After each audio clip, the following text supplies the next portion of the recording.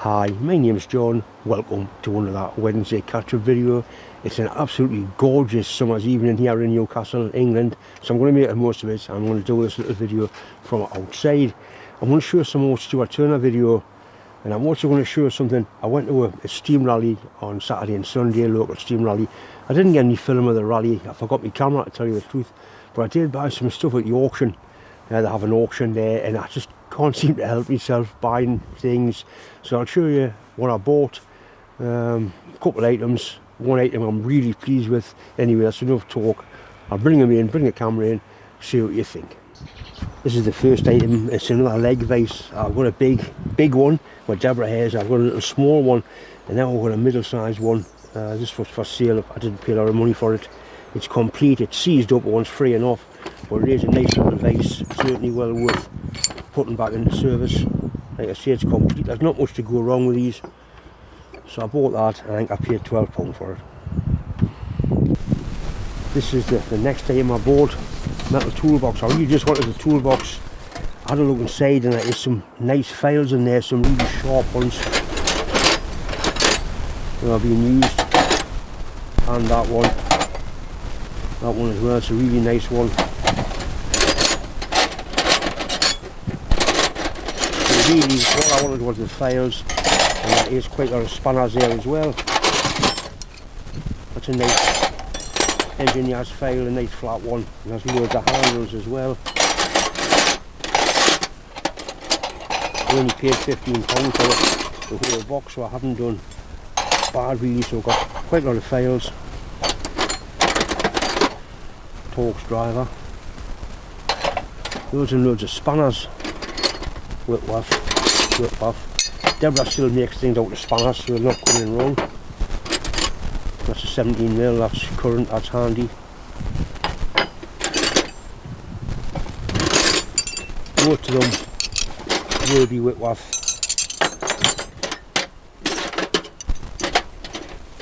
I'll probably end up making a setup and I'll be giving away. That's a 14mm. Whip-off. Another file. Them 16s, another 14mm. These are really old ones. Snail brand, they've got a snail on them. Made in England. There's another one. Another one. We've got the makings of a set here. Snail brand, but while spanners, I'll be keeping them.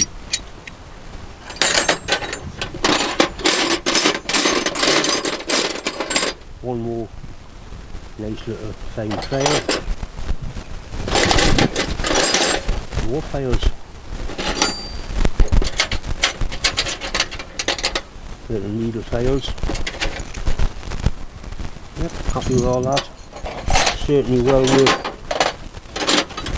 10mm. You can't go wrong with 10mm spanners.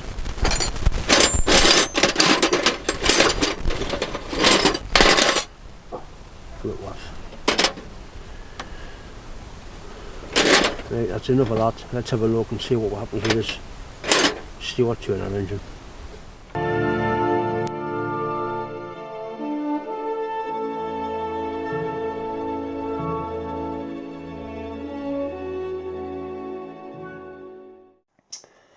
I've eventually found a little bit of time to do some machining for myself, and I'm going to try and get this bearing carrier finished off for the Stuart engine.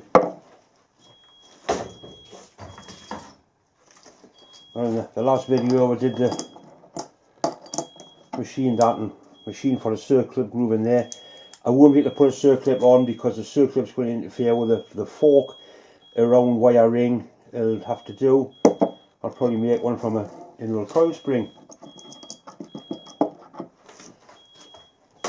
So whoever did a nice job is to cut this down to length, then machine the recess in there, and then decide how I'm going to do those cutouts. I'll put it in the 3-jaw chuck, see how accurate it's running. If it's not accurate, I'll put it in the 4-jaw chuck, and then we'll go from there.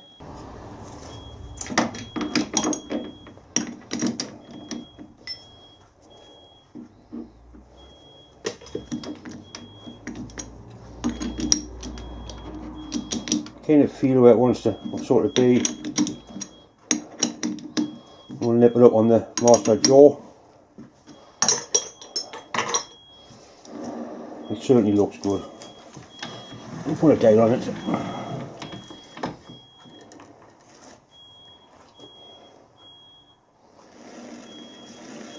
Right, and that's within a thou. I'll loosen it off and just reposition it.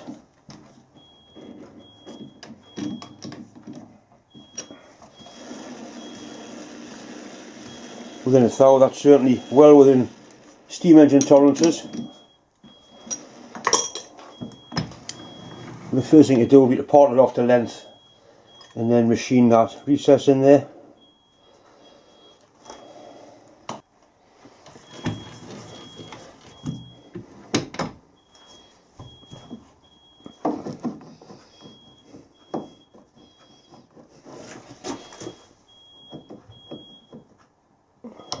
That's just at the wrong height or the wrong down ladder to do that.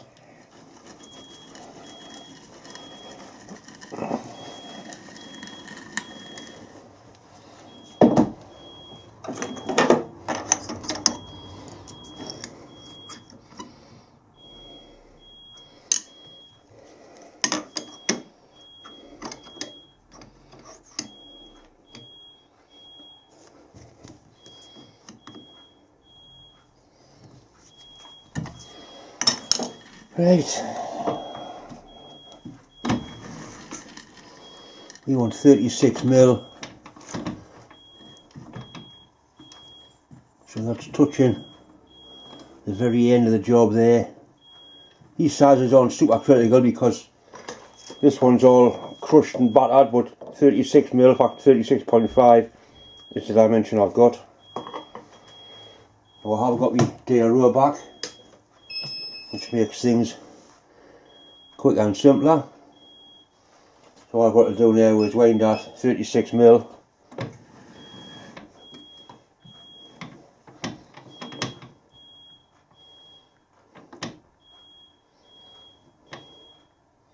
36.5, and that's exactly where I want to part that off.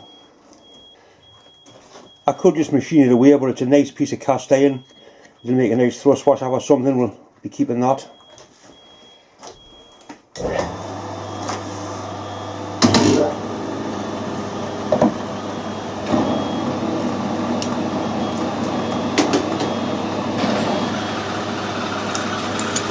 I've never heard to use the word the trusted method of a ruler just to make sure, or a scale, and that is 36mm. Should good speed for parting this off. Let's go on the fast side.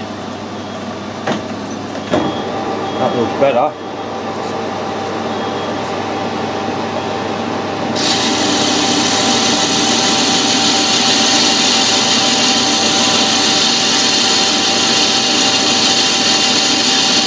Still 100 RPM there, and it's going very nicely.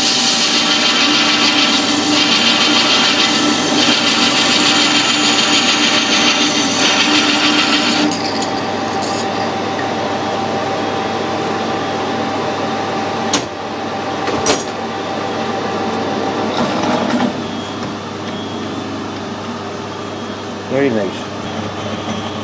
39mm is the diameter of the hole.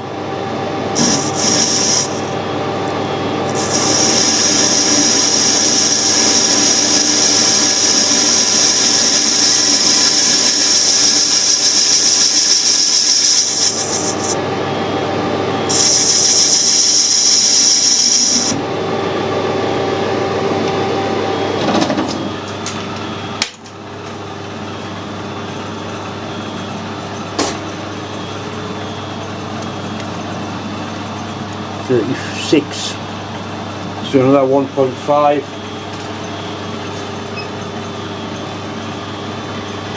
Should make 39. 1.5 would say gives a total cut of 3. 1.5 there.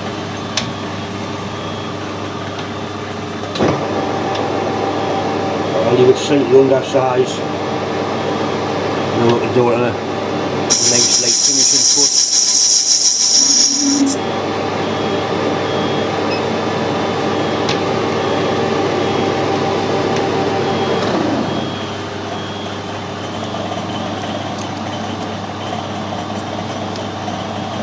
Right.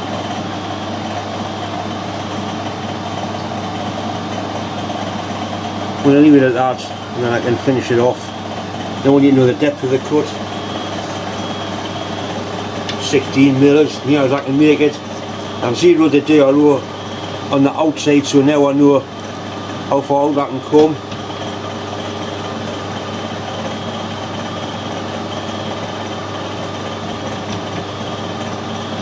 I've set the 0 there, so now I need to go in 16mm.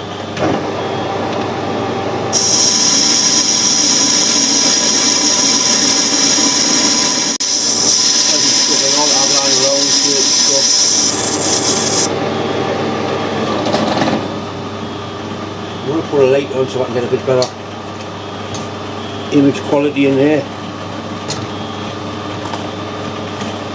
Something difficult to get the light in the right place. That's better.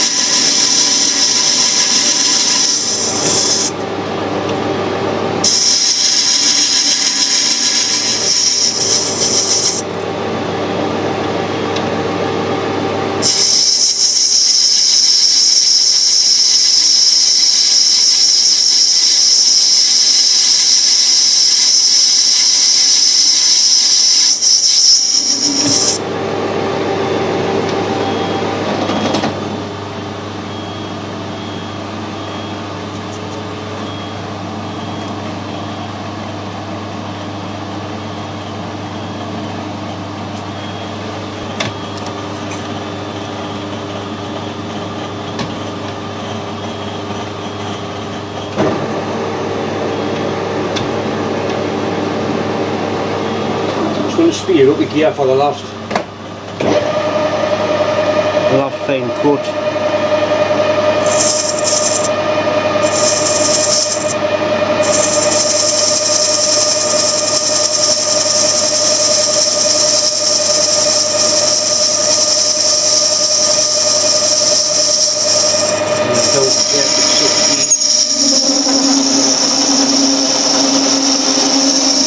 That wasn't very pleasant.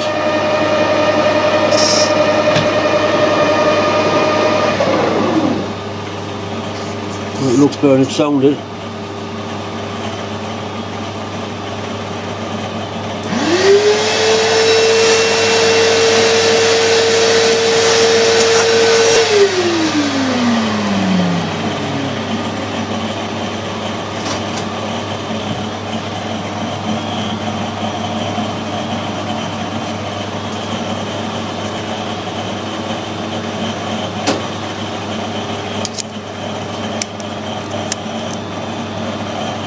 Right, that's good for John.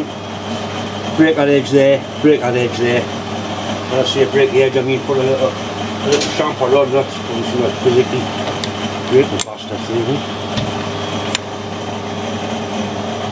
That tool there will do the job on the inside and that way for the outside.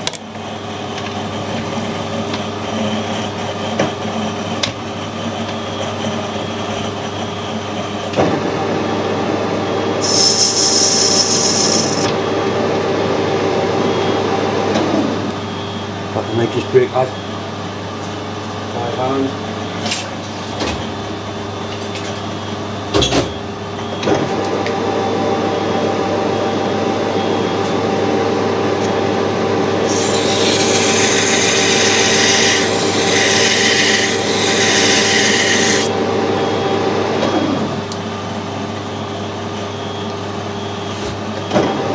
Be careful with it, go for the only tape.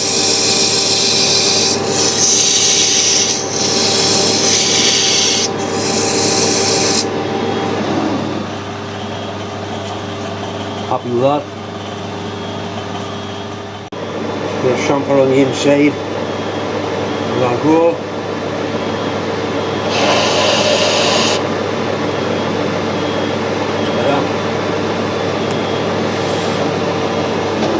Right now we're going to try it on the end of the crankshaft, see if it fits.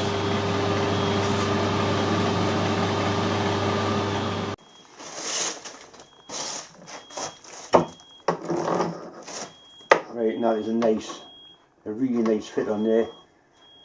That's what the cutouts are for, to clear those bits. And that goes in there, and the ball weights come out and push against the bearing carrier. Right, so the cutouts are the next bit. Once again, just time to say thanks for watching, thanks for subscribing. If you haven't subscribed, please do, it is quite important. And yes, I am going to carry on banging on about mental health and physical health. I've just read an article there, one of our sort of, well, I think he's a smashing bloke, I like him, Jeremy Clarkson. He's been diagnosed with prostate cancer, very aggressive prostate cancer, which is a great shame. He's at the right sort of age to get prostate cancer, the same as me. The trouble is, when people get symptoms of prostate cancer, they don't do anything about it in a lot of cases until it's too late. There is tests available, there's no sort of screening, well, I think I should be screening for prostate cancer. So lads, if you feel something wrong, go to the doctors, get it checked out, it could save your life. Anyway, that's enough of me waffling on about health. We'll see you on the next one.